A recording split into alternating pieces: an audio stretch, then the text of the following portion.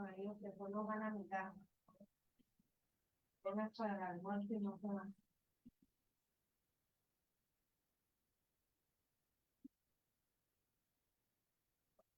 Se pongan en las pilas y no se cosita. El otro año le toca hacer su estudio sola, levantarse a hacer su desayuno y estudiar sola. No va a poder a matarme más por usted. Si tiene los calzones cagados, miados, podridos, la ropa no la lavó, muy de mal.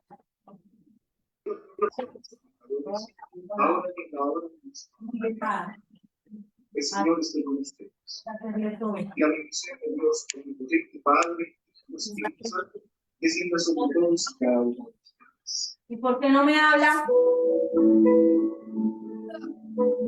Nuestro Maricona, ¿o yo?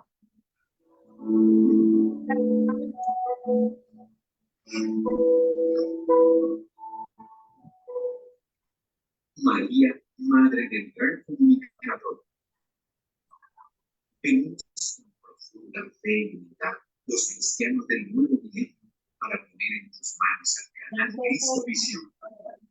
Infunde sabiduría para usar las nuevas tecnologías al servicio del Evangelio que salva y da la auténtica felicidad. Tú que contemplaste a tu Hijo y adoraste cada una de sus palabras y acciones, enséñanos a ver el mundo con los ojos de Jesús. Bendice a todas las personas que colaboran con las obras de comunicación católica a través de la radio, la televisión, la internet y la prensa, para que con valor y perseverancia no desfallezcan lo que Dios les ha hecho de sembrar la semilla del reino en el corazón del hombre de hoy. Ayúdanos, Madre, Reina de Colombia, a acercarnos, escuchar y dar esperanza a nuestros hermanos. Así construiremos la paz y la reconciliación en nuestro país. Amén.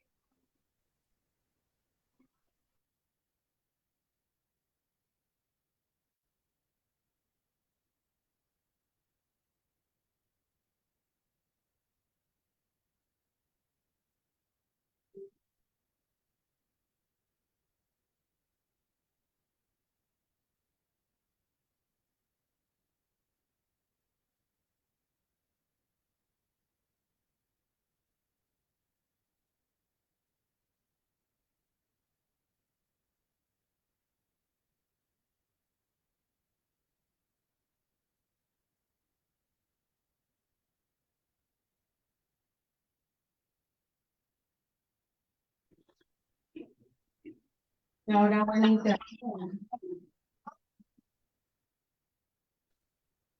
Es tratamiento de la uña encarnada. ¿No quieres oírla? Híjole. En lo que ando recogiendo las mucho. Quiero irme a cambiar. ¿Puedo irme a cambiar? Claro, amor. Porque ya quiero meter todo. La gente madre, no vaya a apagar el micrófono. Tiene que escuchar todas las sentencias que hablan.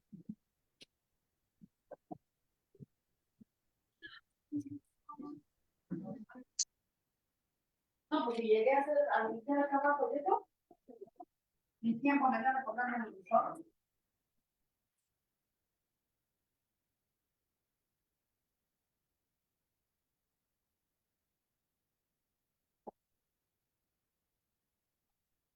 Yo voy a pasar tu uniforme para. Bueno, voy a bajar tu uniforme para. ¿Qué amor?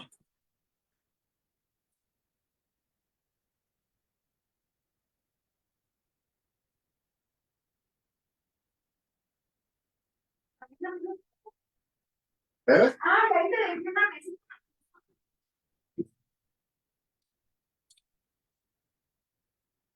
Ah, sí, amor.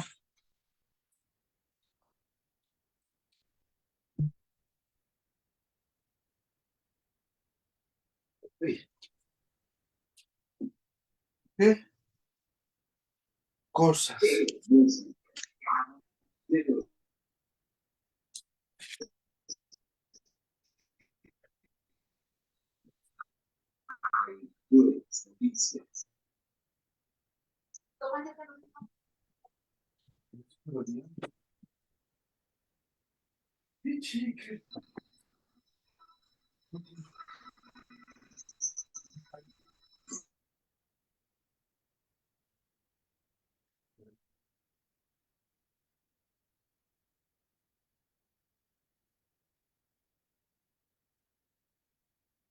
Antes no, lo bueno fue que el castigo, no caso. Imagínate.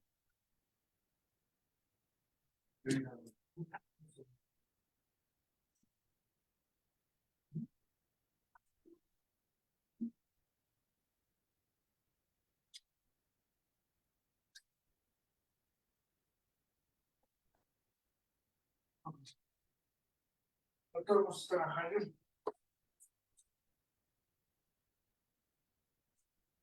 Sí, lo sabes.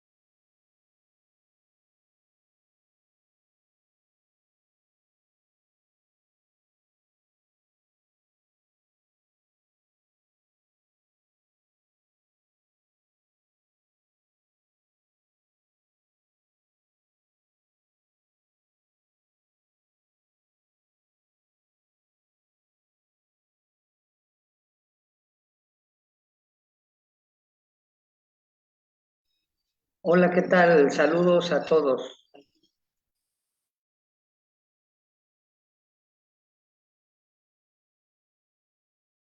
Hola, buenas tardes, saludos.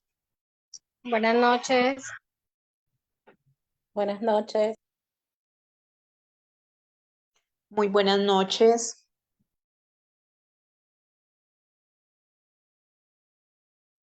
Buenas noches. Buenas noches.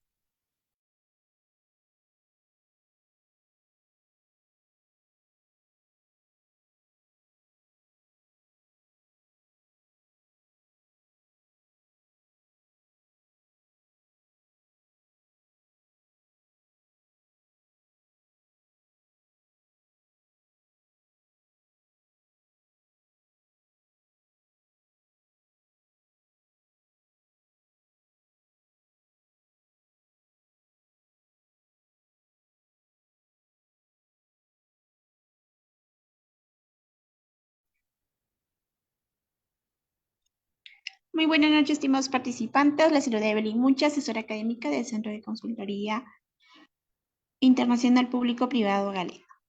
En esta oportunidad estamos llevando a cabo el curso de actualización internacional en tratamiento de la uña encarnada, a cargo por el ponente podólogo Marco Antonio Hernández Díaz.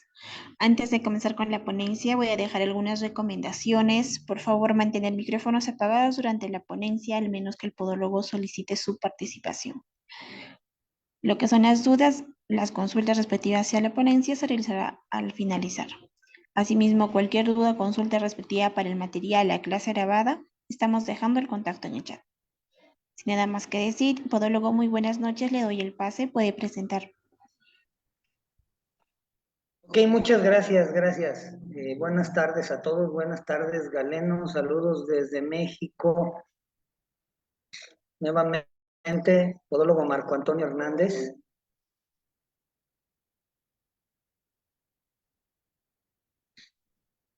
Vamos a compartir el material con ustedes.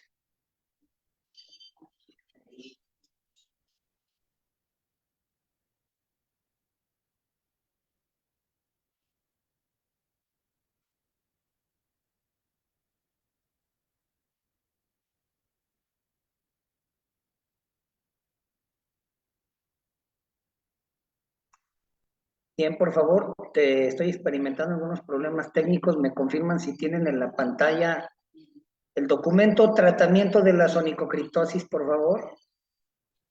¿Está cargando, podólogo? Ok.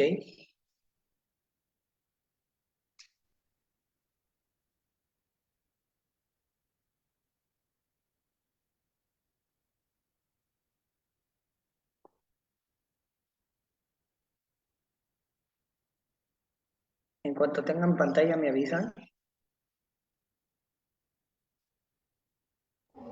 Listo, podólogo, ya está.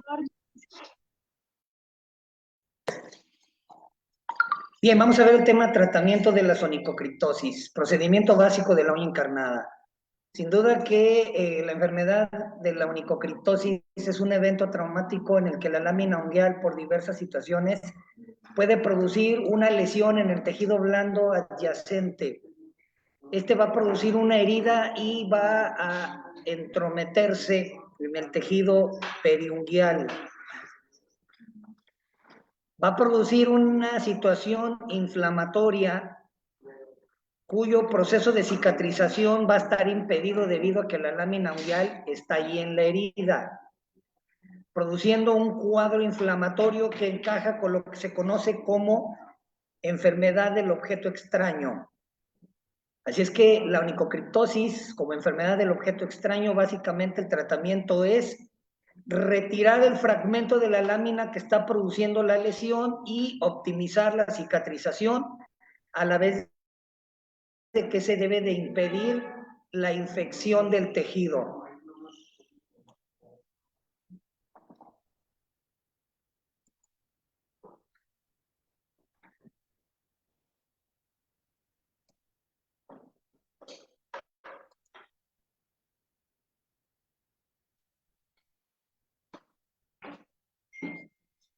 Ok, cuando hablamos de la onicocriptosis, desde el término vulgar, estamos hablando de uña encarnada.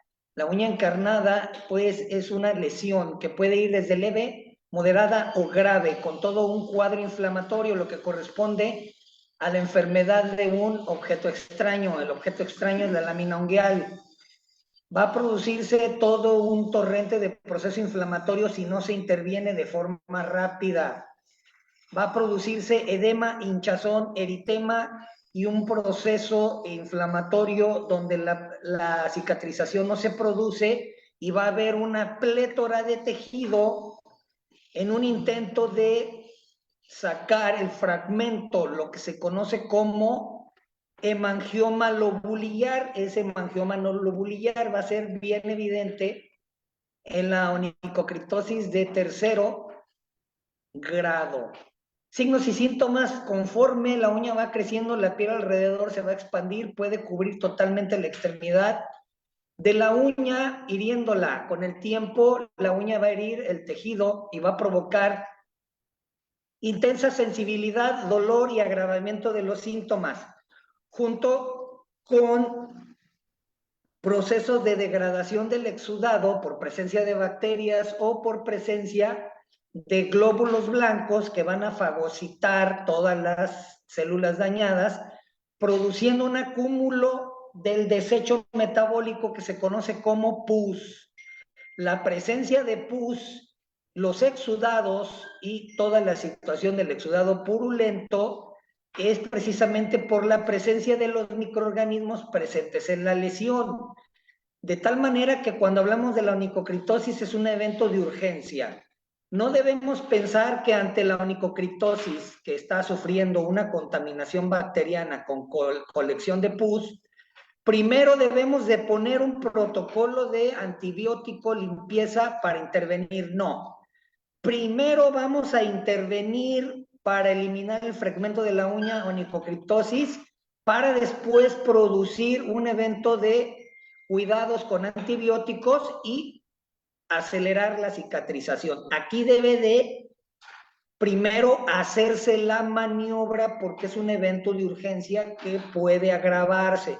Primero retiramos fragmento y después vamos a derivar para antibiótico, sobre todo en el diabético. Repito, si en estomatología o en odontología, cuando hay una lesión, foco infeccioso, llamado alguna pústula o absceso dentario, primero hay que combatir la infección y hacer un proceso desinflamatorio antes que intervenir en una manipulación. Para la onicocriptosis es al revés. Primero vamos a eliminar el fragmento de la lámina para que el proceso cicatrización quede libre, se acelere y ahora ayudar en la cicatrización junto con un antibiótico, sobre todo en el diabético, porque se constituye en un alto riesgo de infección, incluso que puede poner en peligro la integridad del pie. Hay grados de onicocriptosis, primero, segundo, tercer y cuarto grado. Cuando es de primer grado, es de inicio, hay ligero edema, inflamación y algo de dolor. Hay veces donde ni siquiera por la morfología del dedo vamos a determinar que hay importante edema. No, nada más lo importante es el dolor en el paciente. Y por lo regular no hay exudados, primer grado. Segundo grado, ya hay exudados. Puede haber algo de pus y mayor dolor, lo que nos puede entonces referir a posiblemente una infección localizada. Tercero, formación de tejido de granulación, el hemangioma lobulillar, esa pelotita de carne, que es un proceso cicatricial parcial, grandemente exuberante. Y el cuarto grado es cuando dicho tercer grado evoluciona en el tiempo, se omite la intervención, puede aumentar la hipertrofia del rodete y cuando es bilateral, dichos hemangiomas lobulillares se tocan y llegan a fusionarse, produciendo un puente cutáneo. ¿Sí? Entonces llega a ser raro el estadio 4, más bien en personas que van omitiendo el tratamiento. El término, para términos generales, uña encarnada, no se va a autolimitar, hay que intervenir, no se va a curar solita.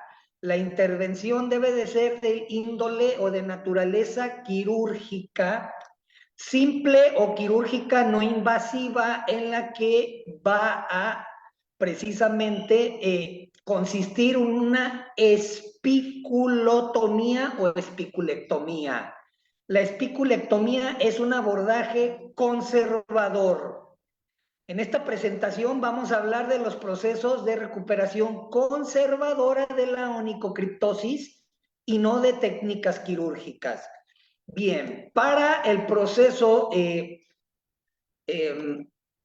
no invasivo o conservador de la onicocriptosis, aquí tenemos todo el material, lo básico, antisépticos, limpiadores, solución salina, jeringuillas para hacer un proceso de limpieza profundo, nuestros equipos de higiene y seguridad, guantes y demás, y en el caso de ser necesario que el facultativo capacitado determine que se necesita hacer anestesia, ¿verdad?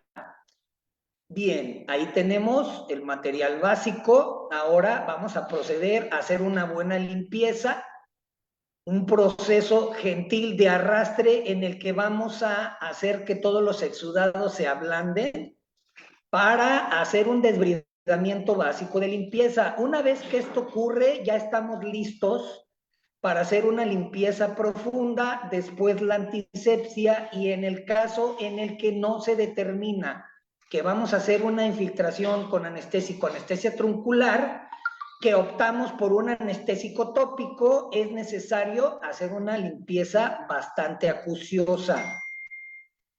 Si en el proceso de la limpieza y del aclarado, el cual deberíamos de utilizar solución salina normal, porque asegura la limpieza del campo. Nunca vamos a pensar que vamos a utilizar sencillamente el agua corriente, porque como es una herida abierta y que puede estar sujeta rápidamente a contaminación. Una vez que tengamos ya el campo limpio y demos algunos pincelazos en el cuello de la falange del dedo afectado, vamos a tomar el anestésico elegido, generalmente lidocaína al 10%, aproximadamente 1 mililitro es suficiente para una perfecta anestesia con la técnica apropiada. Eso es suficiente. Tomamos, posicionamos la aguja. Aquí vemos la técnica de los 2 puntos, que es la más simple. Aquí vemos el detalle. Es una jeringa de 3 mililitros. Vemos que está completamente cargada. 3 mililitros es un exceso de lidocaína para un lugar tan pequeño y poder hacer un bloqueo nervioso del dedo. Muchas de las veces las complicaciones en esta técnica tan sencilla es utilizar un exceso de lidocaína. Repito, es suficiente hasta 1 mililitro para un adulto, 0.5 por lado, cuando tenemos la técnica apropiada. La técnica apropiada aquí es la de 2 puntos, ¿sí? Notemos, lidocaína simple con la técnica apropiada para sacar el contenido. Esta presentación no va a detallar la anestesia o la técnica de anestesia en la onicocriptosis. Eso es parte de otro documento. De hecho, el próximo jueves vamos a hablar de eso, de la anestesia para la onicocriptosis. Obviando la técnica correcta y la dosis correcta del anestésico, vamos a esperar aproximadamente entre 10 y 15 minutos para que tengamos un perfecto bloqueo. Hay algunos que cometen el error que no dan ni siquiera 5 minutos y entonces el paciente va a estar hipersensible y el propósito del bloqueo se va a derrotar. Una vez que hemos verificado que en efecto ya no se siente dolor con una prueba simple de pinchazo, entonces vamos a proceder. Hay diversas técnicas en el tratamiento de la onicocriptosis, aunque estamos hablando de una conservadora. Voy a mencionar de paso, vamos a decir que algo tradicional. Los medios de lanceta de drenaje se va a introducir bajo la lámina y van a producir una abulsión completa de la lámina. Desde el punto de vista podológico, no es ideal la abulsión completa de la lámina. Si podemos hacer una abulsión parcial, es lo ideal. La abulsión completa de la lámina unguial únicamente va a estar indicada cuando prácticamente más del 60% de la lámina se ha desprendido y ha habido un daño del lecho. Si no, hay que dejar la uña ahí adherida. Incluso hay bibliografía que nos marcan a que cuando ha habido un traumatismo junto con una onicocriptosis, hay que fijar parcialmente la lámina. Aclaro que cuando no hay infección, ese es el procedimiento normal. Incluso cuando la técnica del bloqueo, elegimos el bloqueo más seguro, que es el troncular, es lo ideal. Vamos a ver más adelante en otra ponencia que la técnica en alas no es la ideal porque en la onicocriptosis, como es muy común que llegue a infectarse, podemos agravar el problema si utilizamos el bloqueo de ala o directo en sitio en la lesión. Eso es un error completo. Bien, nótese, aquí el facultativo produjo una abulsión completa de la lámina, ahí está. Se retira, se vuelve a hacer una limpieza con solución salina, ¿sí?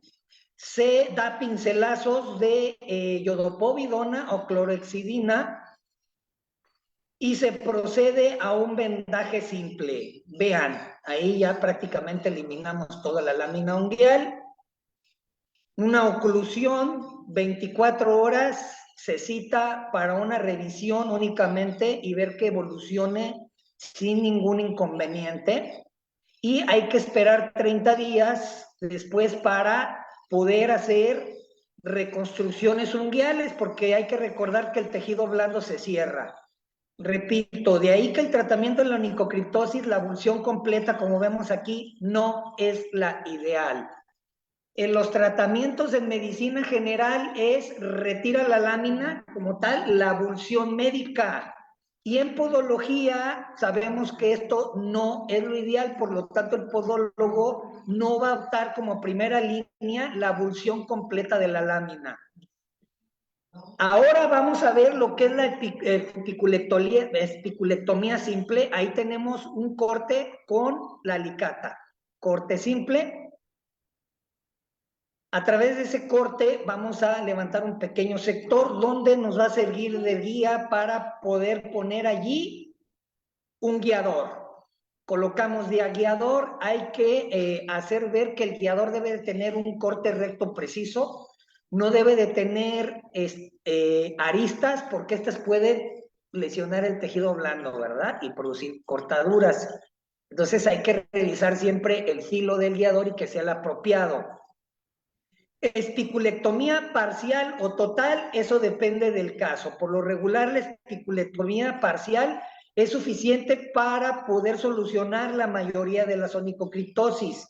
Si es de primer grado, una vez que hagamos la espiculectomía, se procede a un empaquetamiento normal con ferulaciones o con hilo retractor. Si es de segundo o tercero, hay que hacer un proceso de curación en aproximadamente 5 días. Citamos y hacemos el empaquetamiento del surco onicocanal. Este es con el objeto de hacer que el surco aumente en espacio y no entre en conflicto con la lámina unguial. Aquí vemos el mismo proceso, pero con un torniquete simple con banda elástica, ¿verdad? Por lo regular, ante la onicocriptosis de primer grado, no es necesario hacer la hemostasia como aquí, porque en teoría no va a sangrar.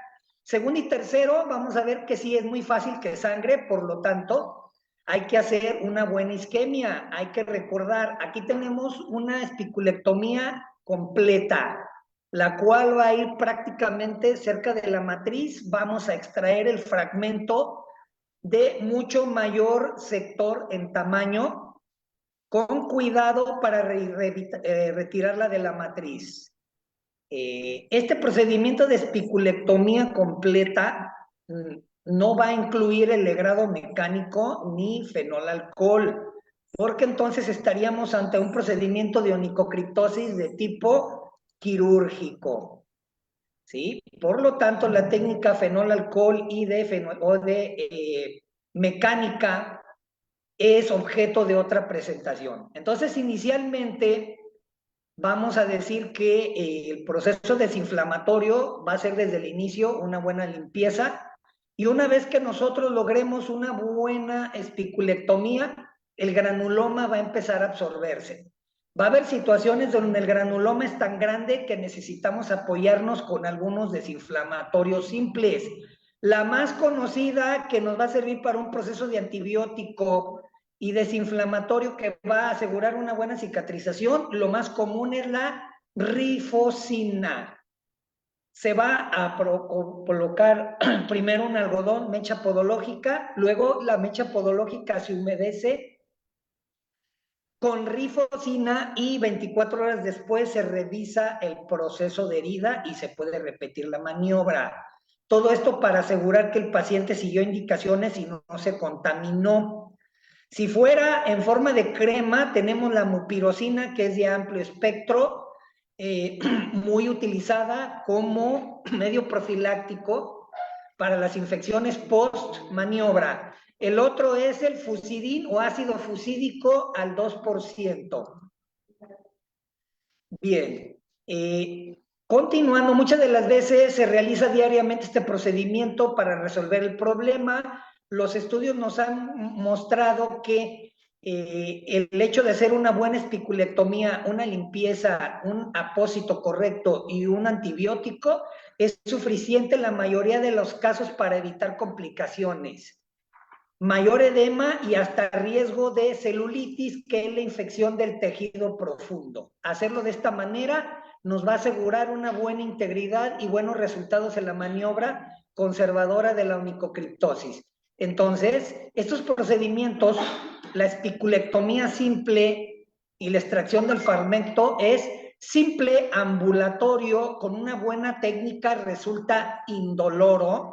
Y estamos hablando de indoloro postquirúrgico, porque en teoría ningún paciente debería de experimentar dolor ni inflamación 24 horas después de la maniobra. Si esto ocurre, hay que citarlo y revisar, pudo haber habido un fallo. Sin complicaciones, sin necesidad de rehabilitación posterior, sin recidivas. Entonces, esto es altamente recomendado en menores de edad y adolescentes. En el diabético, de igual forma. Por lo tanto, hacemos el resumen de la maniobra simple, que es espiculectomía o espiculotomía. Los términos son intercambiables. El recuerdo anatómico. Hay que recordar que el surco unguial tiene una capa supernumeraria llamada estrato lúcido. Ese estrato lúcido va a simular hiperkeratosis, va a abundar en el surco, puede agravar la onicofosis y complicar la onicocriptosis. De tal manera que al hacer la liberación del surco hay que tener mucho cuidado de no hacer abulsiones del tejido del surco onicocanal. Es decir, arrancar lo que encontramos allí. Porque si arrancamos la integridad del epitelio en el surco, podemos agravar el caso. Mientras menos agresivo, mucho mejor los resultados y el tratamiento se va a cortar.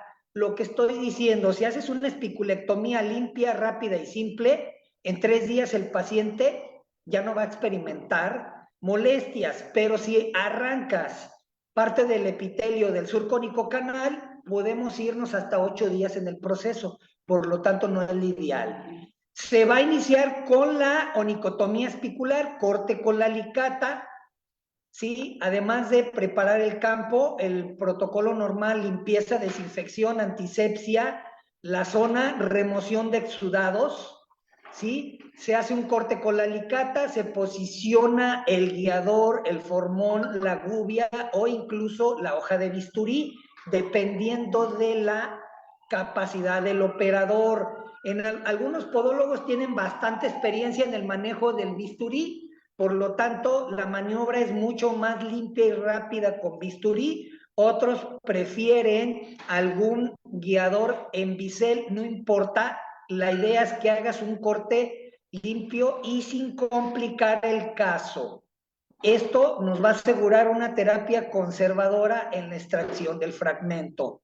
Entonces, un buen corte, después la extracción. Después de eso, pasamos a la siguiente fase como tal, operatoria, el alicate recto, el corte es lateral, no más allá de unos cuantos milímetros del borde, porque podemos retirar mucha uña y a veces eso va a complicar la recuperación o la integridad del surco. El corte con el guiador, retirar el fragmento y a veces podemos utilizar algún hemostático. En una bibliografía que encontré nos dice hay que utilizar un algodón empapado de alcohol para poder hacer ahí una hemostasia por coagulación. No, eso no es lo ideal, está contraindicado el alcohol directo en las heridas, eso no deberíamos de hacerlo.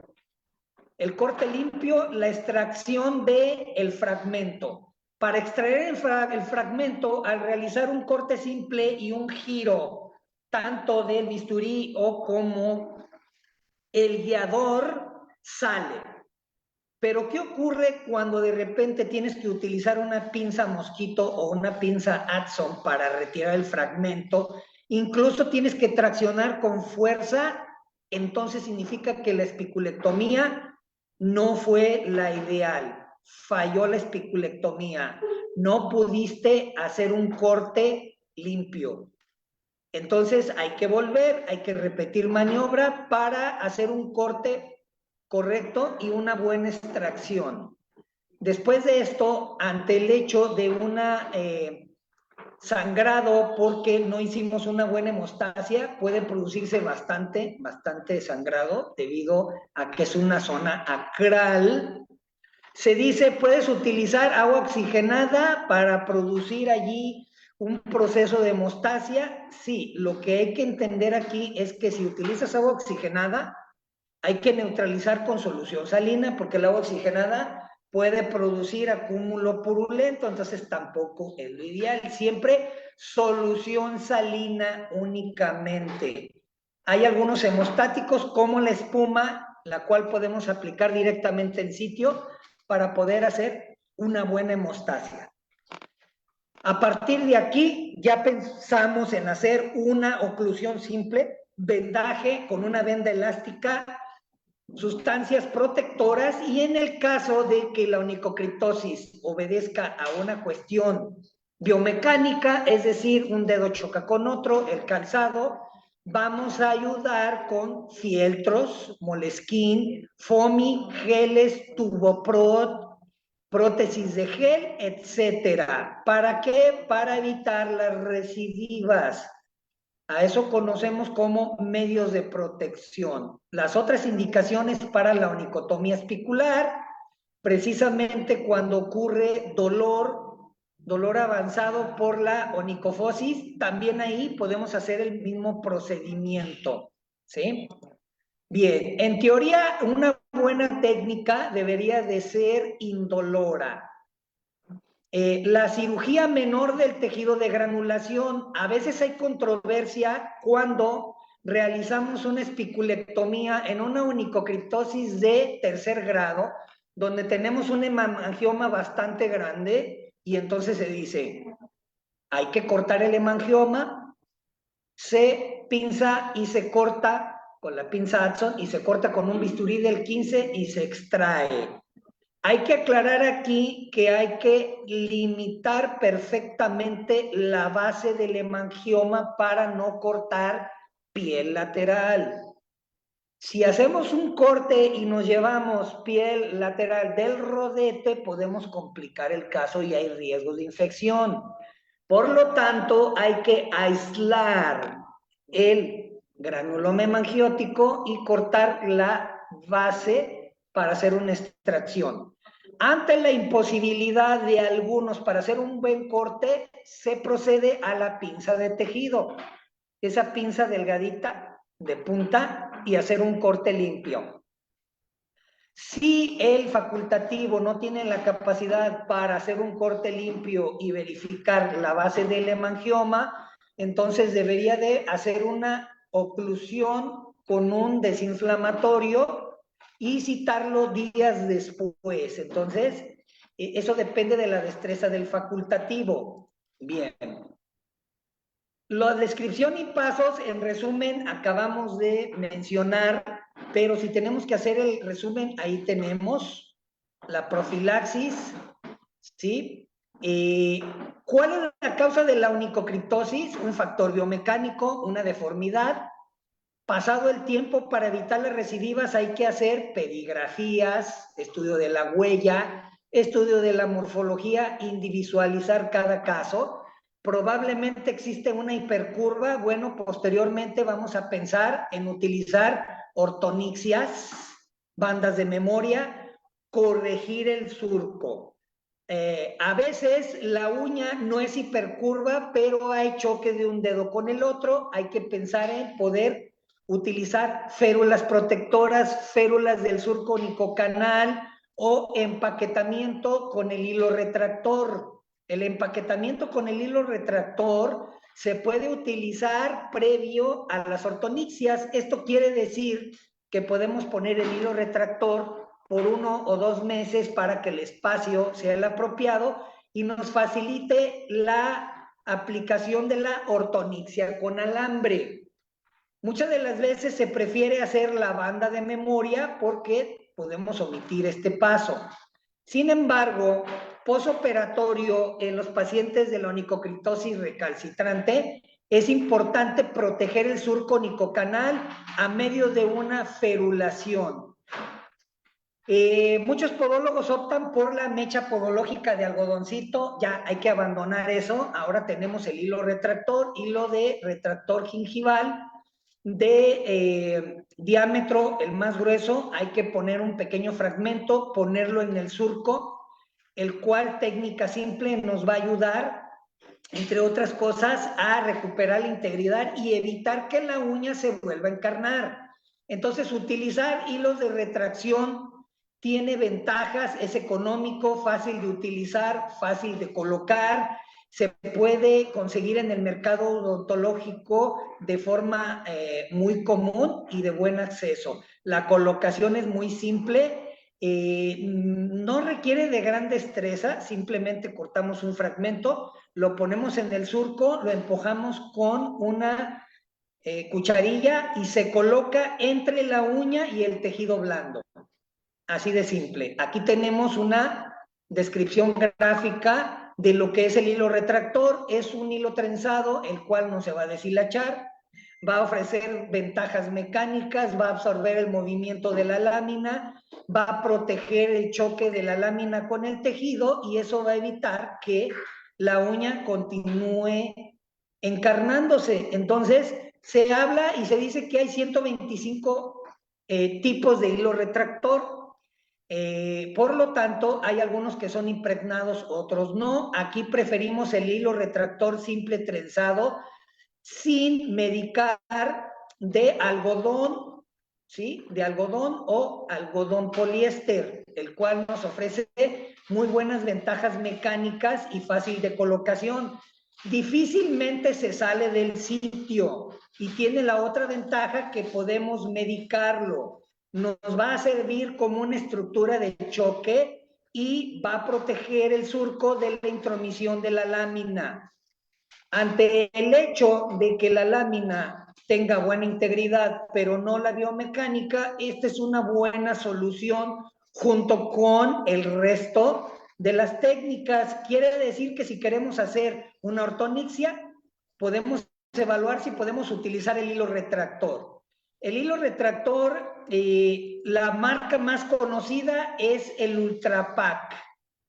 Va a ejercer buena presión sobre el surco, así como lo hace gingivalmente, ¿verdad? En las técnicas dentales, lo va a hacer de la misma manera en el surco onicocanal. Por lo regular no se desplaza, se mantiene ahí, fácil de colocar. Podemos identificarlos de forma inmediata porque vienen en colores vivos. Así podemos verificar si siguen el sitio o no. Hay diversos diámetros, vamos a elegir por lo regular el de mayor diámetro. Aquí está, Ultra Pak, es el de uso mucho más conocido o la presentación más conocida. Entonces, el hilo de retractor es una buena opción ante las mechas podológicas, va a servir como medio de ferulación y post-extracción del fragmento para poder mantener la medicación y que nos ayude a una buena cicatrización. ¿Qué ocurre ante la onicofosis, que también es dolorosa, la uña hipercurva? El hilo retractor es un buen método para poder evitar el dolor crónico y remediar la onicofosis. Hay algunos medicamentos simples que nos van a ayudar en la recuperación rápida postquirúrgica de la espiculectomía. Albotil. El albotil es un medicamento que se ha utilizado ampliamente en ginecología para las secreciones cervicales, las infecciones vulvovaginitis, etc. El albotil, su compuesto activo es el policresol o policresuleno. Ya se utiliza para desinflamación y cuidado de los hemorroides, así es que ahora ya podemos encontrar el albotil en presentación llamada Proctoacid. Debido a las capacidades desinflamatorias, protectoras, bactericidas, cicatrizantes y queratolíticas del policresuleno, si nosotros lo utilizamos postquirúrgica o postintervención de la onicocriptosis, sobre todo en la presencia de un hemangioma, vamos a ver que la cicatrización y desinflamación va a ser mucho más rápida. Vamos a evitar riesgos de infección como tal. Así es que recomendamos el policresol, policresuleno. Viene presentación crema, gel y líquido. El más cómodo es la presentación gel, ampliamente utilizada en dermatología, tiene características farmacológicas, farmacodinámicas y farmacocinéticas que lo van a hacer apropiado para proteger y evitar complicaciones post-maniobra de la onicocriptosis, incluso en las que ya ha ocurrido la pus o del 4º grado. Entonces, ahí dejamos la recomendación del policresuleno. Hay bastante bibliografía al respecto. Las contraindicaciones, vamos a decir, absoluta sensibilidad a la fórmula y no se conoce otra contraindicación importante. Una vez que hemos tenido éxito en el tratamiento conservador de la onicocriptosis, ¿qué podemos hacer? Uso de férulas en el surco onicocanal, el hilo retractor. Ahora ya estamos listos para poder utilizar una ortonixia. Entonces, las ortonixias en un proceso más largo nos va a servir precisamente para evitar las recidivas. La ortonixia hay múltiples técnicas. La más conocida es la de alambre y la más cómoda es la de memoria o banda de memoria. Los tratamientos podológicos cada vez son más novedosos, más revolucionarios, lo cual nos permite tratar afecciones en nuestros pacientes de una manera mucho más eficaz. En este caso, las ortonixias pues nos van a ayudar como medio profiláctico y evitar que la onicocriptosis continúe en el tiempo. Hay algunas técnicas de corrección más o menos simples, la cual el facultativo puede decidir cuál es la que mejor se le acomoda, ¿sí? Ahora, post-tratamiento, post-espiculectomía, nos hemos dado cuenta últimamente que hay algunas opciones que nos van a cortar el tratamiento de la cicatrización de los casos más complicados de onicocriptosis, sobre todo en el diabético. ¿Cuál es la opción mejor, sobre todo en el diabético, para evitar complicaciones infecciosas? La terapia fotodinámica. La terapia fotodinámica va a consistir en la aplicación en sitio directo en la herida, un pigmento de azul de tuolamida o azul de metileno al 1%. Se aplica el pigmento de azul de metileno en 1% directo sobre la herida, sobre los rastros del hemangioma. Se deja actuar 5 minutos, acto seguido. Se utiliza una lámpara 450 nanómetros, luz roja, aproximadamente 5 watts, 10 minutos. Se dan 2 sesiones por semana y esto va a evitar que se infecte, va a ayudar a un proceso de cicatrización mucho más rápida, va a desinflamar los tejidos, va a potenciar el proceso de recuperación en el diabético, porque últimamente hay estudios que nos dicen que la terapia fotodinámica tiene una buena acción sobre el pie diabético, es decir, sobre la úlcera neuropática o el mal perforante.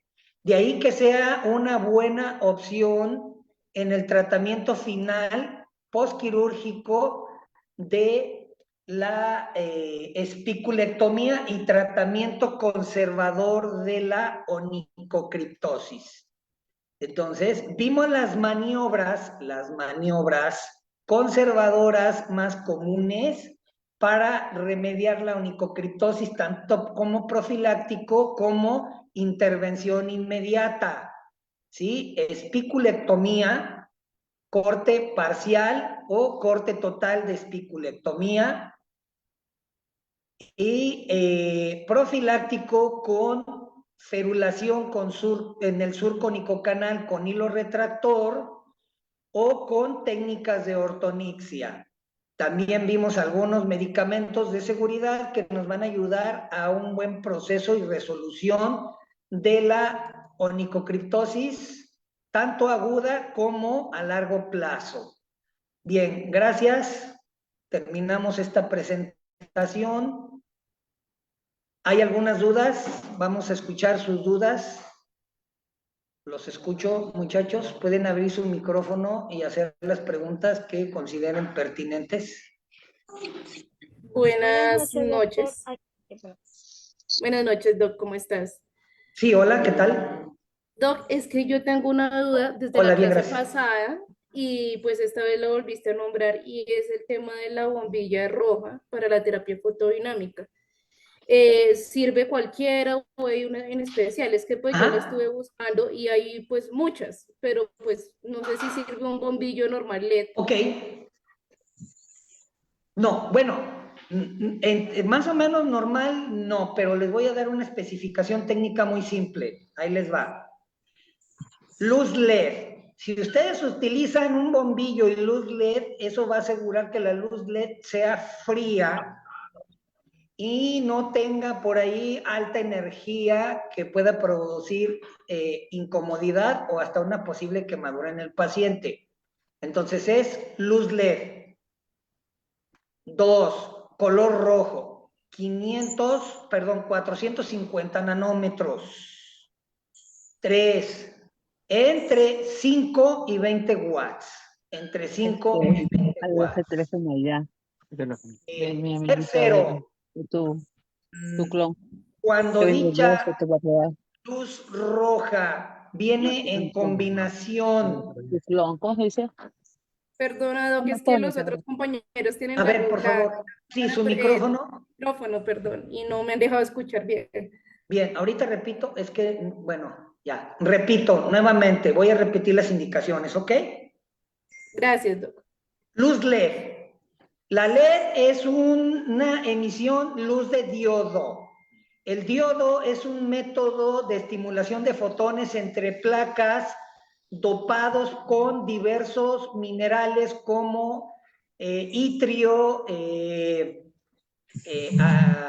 y otros metales, platino y demás, lo cual va a producir emisión de fotones sin producir calor. De ahí que el diodo sea luz fría, ¿verdad? Entonces vamos a utilizar luz LED, número 1. Número 2, que sea color rojo, 450 nanómetros. Número 3, los watts, entre 5 y 20 watts. Si utilizamos una lámpara LED entre 5 y 20 watts, vamos a asegurar que no va a ser una luz muy intensa que pueda provocarnos por ahí alguna incomodidad al operador, a la vista, etcétera, o incluso al paciente.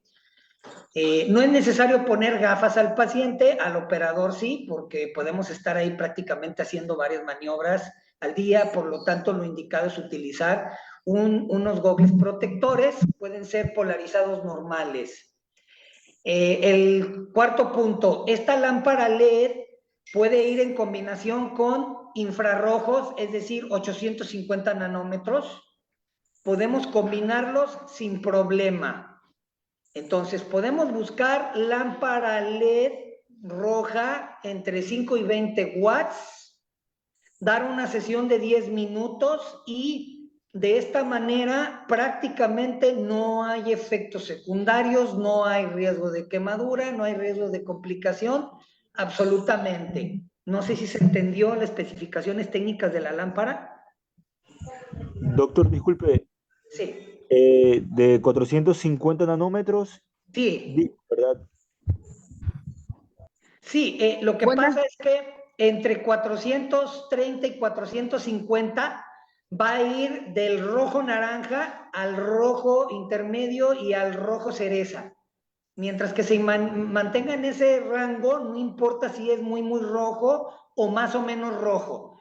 La acción va a ser la misma. Por eso decimos que entre 420 y 450 nanómetros corresponde a luz roja. ¿De acuerdo? Listo, doctor. Gracias. Ok, Buenas muchas noches. gracias, doctor. Hola. Buenas noches, una pregunta. Sí. En caso del paciente diabético, usted hablaba de la terapia fotodinámica. Ajá. ¿Es recomendable, como un paciente diabético, con la alta frecuencia, ayudaría con la alta frecuencia? Yo me voy más a la terapia fotodinámica, ¿eh? La alta frecuencia, sí puede llegar y penetrar a los tejidos, pero a diferencia de la alta frecuencia, la terapia fotodinámica llega profundamente, tiene una acción de estimulación de las células cicatriciales, es decir, de los fibroblastos, cosa que la alta frecuencia como tal no. Los estudios clínicos han demostrado que la terapia fotodinámica puede estimular grandemente la formación de los fibroblastos. Entonces es ideal utilizar la terapia fotodinámica por encima de la alta frecuencia. Ok, muchísimas gracias. Sí, el otro asunto es, no se vayan por ahí con la finta de que la terapia fotodinámica es con luz azul, ¿eh? No usen luz azul, la luz azul es muy superficial, no va a tener ninguna acción en el tejido profundo. La luz que más penetra, vamos a decir, para cicatrizar una onicocriptosis de tercer grado en un diabético, la luz roja va a llegar a la profundidad. ¿Sí? ¿Alguna otra duda? Muchas gracias. Para servirle. Hola, buenas noches, doctor. Una ¿Qué tal? consulta. ¿Podría utilizar de estas mismas lámparas que usamos en el área de cosmetología? Y sí, es correcto. Hay Ok, algunas perfecto. de campana y algunas de túnel y Sí, las exacto. especificaciones técnicas son las mismas, ¿eh? Es luz roja, Sí. 450 nanómetros, alrededor de 20 watts y es suficiente 10 minutos. Entonces puedes utilizarlas con confianza, esas mismas que se utilizan en dermocosmética. Ok, gracias. Para servirle. De hecho, esa es la ideal porque puedes abarcar un campo muy grande, ¿verdad? Doc, ¿y el azul de metileno al 1% es para utilizarlo con esa lámpara? Sí, únicamente puede utilizarse con otros colores, pero potencialmente estimular la cicatrización, proliferación de fibroblastos, desodorización porque destruye bacterias, desinflamatorio, siempre es con luz roja. Y tenemos el azul de metileno porque es el común, pero no es nada más azul de metileno, ¿eh? Es azul de metileno, es verde de malaquita, es violeta de genciana, es hasta santina, que viene en un color más o menos marrón, o es riboflavina, que viene en una forma de aceite rojizo, también se puede utilizar igual. Ah, ok, gracias, Doc. ¿Sí? Doctor, otra consulta. Usted habló que era el 1%. ¿Cuánto tiempo? 10 minutos. O lo que pasa es que el azul de metileno, lo más común que vas a encontrar en farmacia dermocosmética es entre el 1 y el 2%. Incluso el azul de metileno lo pueden encontrar en farmacias veterinarias porque la usan para cicatrización en heridas de las mascotas. Se puede usar el mismo. Ah, ok. Doc, buenas noches. 10 minutos es suficiente, no más. 10 minutos. 10 minutos, sí. Ante una herida importante o en un diabético, 2 sesiones por semana para asegurar la cicatrización, ¿correcto? Hola, Doc, buenas noches. Hola, ¿qué tal? Doc, quería comentarle un caso que tengo con un paciente, es un bebé de 7 meses y el bebé tiene pues el granuloma bastante grande. Ok. Pero el niño tiene los 2 deditos inflamados por los 4 canales. Sí, hipertrofia del rodete es muy común. Entonces, en ese caso, pues a ese tipo de bebés, a ellos no se les aplica anestesia ni nada de eso, ¿no? Ok. Sí, bueno, en el caso del bebé, por lo regular, nunca utilizamos anestesia porque la maniobra en el caso de ellos es mucho más rápida y simple. La, Por la la lámina. uña es muy delgada. Yo por lo regular hago un corte limpio con una alicate y extracción rápida. Yo Doc, nunca he ¿sabe qué me utilizado. preocupa? Es el granuloma que tiene. O sea, Ok, si yo hago la extracción y solamente retiro el borde de la uña, normalmente yo a ellos nunca les aplico anestesia porque no, realmente no. es muy doloroso para ellos, Sí, claro, es muy primero, traumático. y es muy traumático para un Puede bebé haber tan pequeño. complicaciones. Sí, y también, exactamente. Entonces yo no, como la lámina de ellos es tan delgadita, pues es muy fácil de cortar. Es Ok, muy fácil exacto. entonces... lo único que sí me preocupa es que el bebé de 7 meses tiene el granuloma demasiado grande Ok, y de pronto al yo quitarle, digamos, como tal el bordecito de la uña, la espiculotomía, ajá. el dedo no se desinflame, sino que quede con ese granuloma así. Ok, sí. Porque tengo muchos pacientes que no le hacen el retiro del granuloma y cuando llegan a la consulta llegan con el granuloma ya cicatrizado, o sea, ya tocaría hacerle como una incisión, o Ok, hacer cirugía para poderle dar forma al dedo.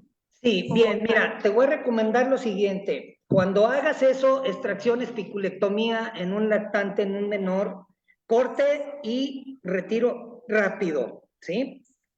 Eh, Da una terapia fotodinámica. Aquí está indicada la terapia fotodinámica. Pon ahí una ligera pigmentación, dale 10 minutos, dile al padre o la madre, al tutor, tráigalo en 3 días y haces una segunda.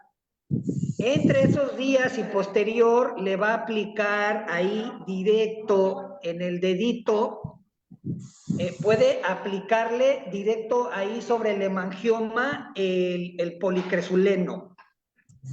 Un pincelazo al día sobre el granuloma y de esa manera se va a ir absorbiendo. Entonces, por lo regular, con 2 o 3 secciones de la terapia fotodinámica y el uso del policresuleno, en unos 5 días el hemangioma se empieza a absorber y muchas de las veces se absorbe completamente y a veces nos queda nada más el rodete hipertrofiado. Cuando eso ocurre, hay que poner cintilla de aproximación, y cuando el bebé va creciendo, ese rodete se acomoda muchas de las veces. Entonces, manéjenlo así. ¿Te respondió la pregunta?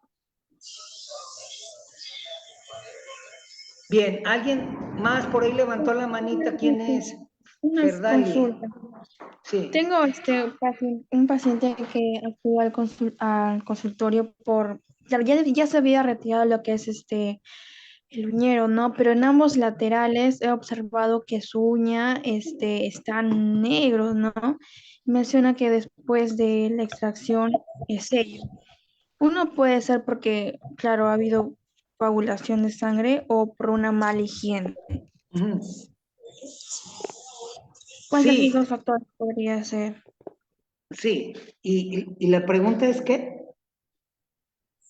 ¿Por qué después de la extracción del uñero, ambos laterales de la uña se le ha puesto negro, ¿no?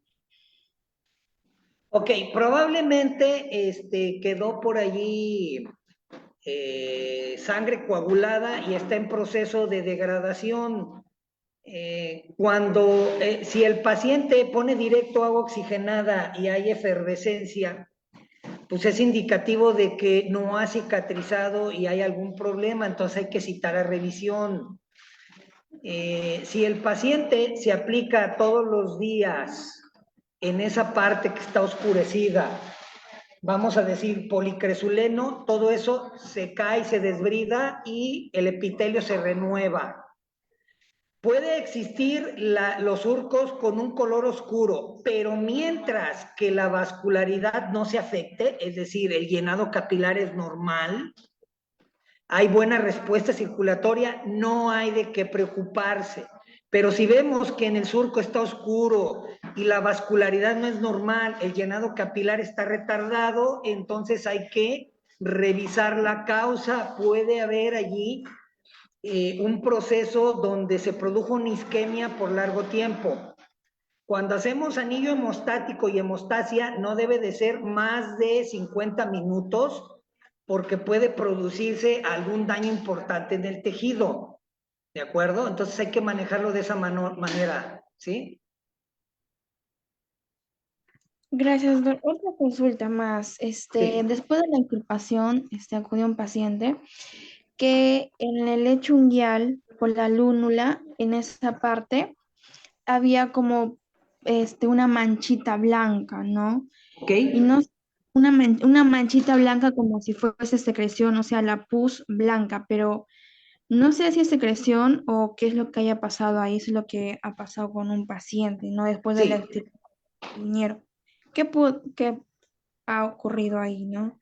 Ok, si hay dolor importante al tacto y hay rojez periunguial, es colección de pus, hay que retirar lámina unguial, hay que hacer abulsión para exploración y retirado del pus.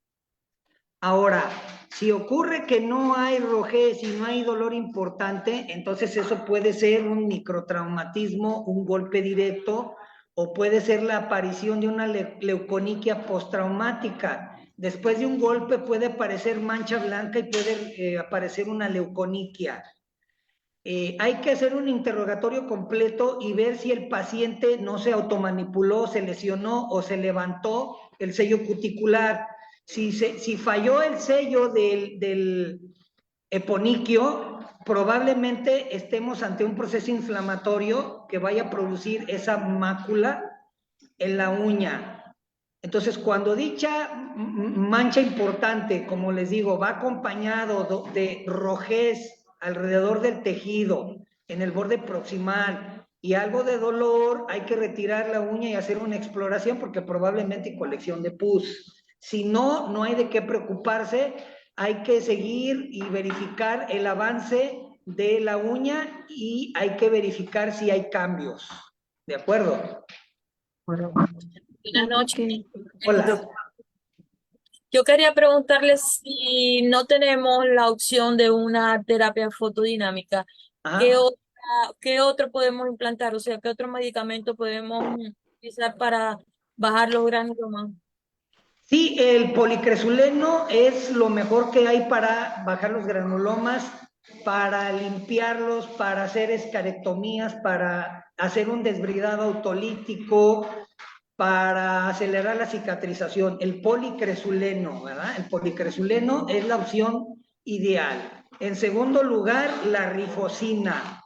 Son uno de los dos elementos que nos pueden ayudar a la absorción de los hemangiomas cuando estos no han rebasado el tamaño de medio centímetro. Cuando son mucho más grandes se recomienda la decisión, el corte quirúrgico, porque de otra manera en el tiempo nos vamos a retrasar mucho en la absorción.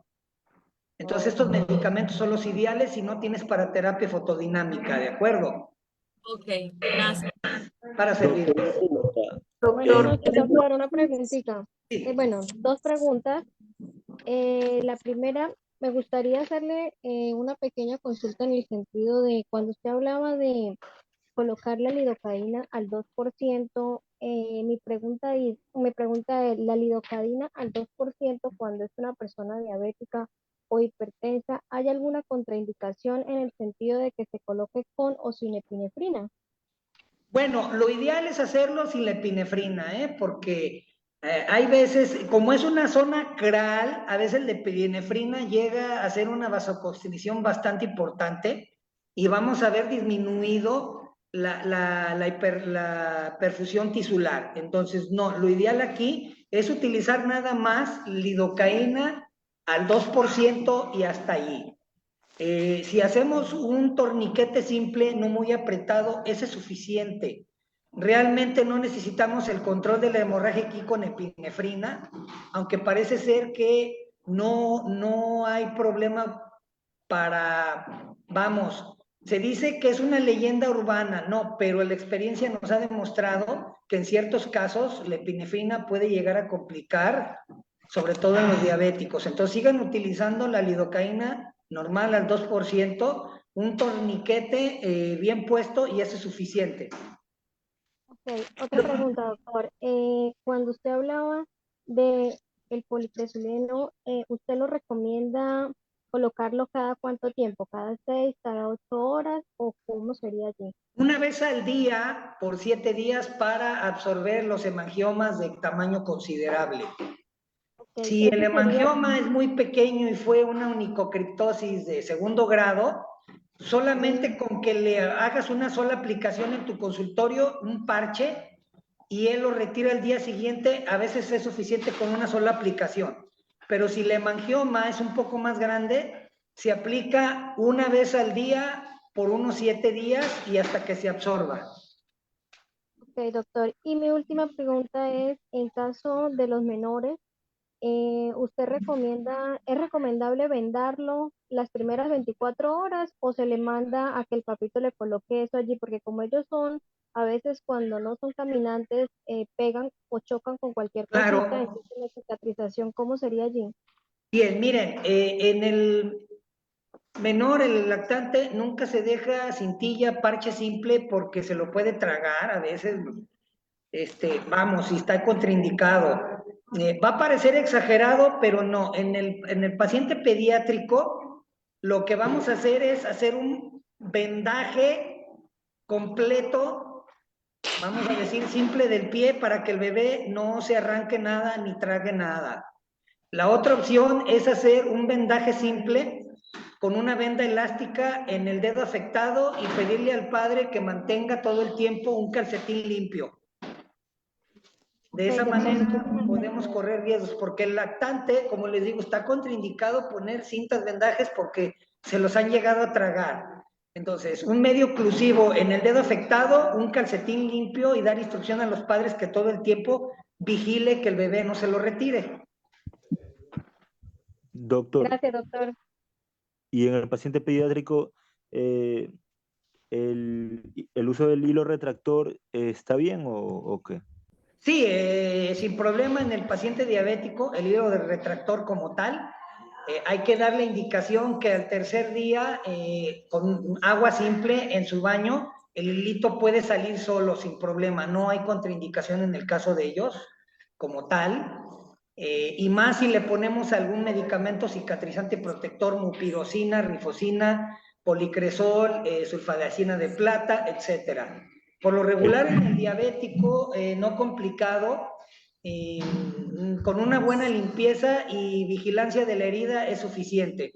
Cuando el diabético no está controlado, la onicocriptosis es de tercer grado y tiene, vamos a decir, más de 15 días con el padecimiento, ya hay que mandarlo a antibiótico terapia y dar seguimiento a la herida. Ahí ya ni siquiera nos vamos a procurar poner el hilo retractor, sino que más bien vamos a confiar en la antibiótico terapia para resolver el caso. Doctor, Sí. ¿En específico? ¿Perdón? ¿Algún tipo de hilo retractor en específico? No, el Ultrapac es el más conocido y el calibre número 3 o 4. doctor, ¿a qué distancia se utiliza la lámpara en el momento de hacer la terapia fotodinámica? No hay una distancia, vamos a decir, que sea necesaria, pero puedes colocarla a unos 10 centímetros y con eso es suficiente. Ok, ¿y ¿Sí? qué tanto azul de metileno se utiliza? Nada más en cuanto pinte la superficie. El azul de metileno es un colorante muy fuerte. Vas a tomar la puntita con un cotonete y vas a ver que con una sola pasada prácticamente pintó toda la zona. Y ya se deja descubierto. Yo por lo regular les digo a la terapia fotodinámica, ponle un vendaje simple nada más para evitar por ahí el impacto psicológico, ver la mancha, la interacción con otros, oye, ¿por qué tienes el dedo pintado? Y cosas así, ¿no? Ya. Muchas gracias, doctor, muy amable. Bien, chicos, muchas Buenas gracias noches. por su participación. A ver, Buenas noches. Sí, última pregunta. Buenas noches, doctor. ¿Cómo Hola, ¿qué está? tal? Bien, Quería gracias. preguntar algo. Adelante. Usted había comentado que la fotodinámica se utiliza para cicatrizar, pero en-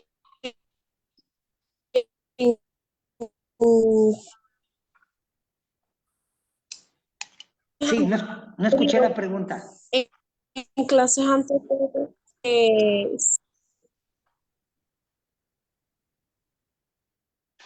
A ver, no escuché, chicos, entonces no escuché la pregunta. Buenas noches, yo tengo una pregunta. Sí. Si de pronto uno quisiera tomar una clase como más personalizada con su merced o tener unas preguntas o alguna duda, ¿cómo podríamos? Síganme en redes, me encuentran en redes como así tal y cual, Podólogo Marco Antonio Hernández, catedrático Podólogo Marco Antonio Hernández, y ahí me pueden hacer cualquier ¿En otra cuál red? consulta. ¿Instagram? Facebook. Sí, Facebook, Podólogo Marco Antonio Hernández, ahí me encuentran y me siguen y ahí me pueden preguntar cuando deseen. Muchas gracias, doctor. Para servirles. ¿Marco Antonio fue qué? Podólogo Marco Antonio Hernández. Ah, listo, Doc, listo, ya lo encontré.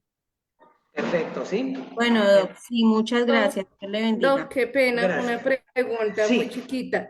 Sí. Pues ya estuve buscando el tema de la luz, pero pues ahí te envié una por el chat. No Ajá. sé si esa sea muy alta, es que esa pues fue la única que encontré, pero dice 250 watts. No sé si es muy fuerte. No, es que las lámparas LED, el wattaje es muy diferente. Las lámparas LED nunca pasan de los 50, 60 watts. Si me estás diciendo 250 watts, bueno, pues esa es una luminaria muy potente para espacios abiertos. No, búscate del tipo dermatológico o linternas que no te den más de 20 watts de potencia, ¿ok? Ah, ok, Doc. Bueno, muchísimas gracias. Para servirte. Bien. Una preguntita fuera del tema. El temario dice que hay 5 módulos. ¿Todavía falta uno o esta es la última clase?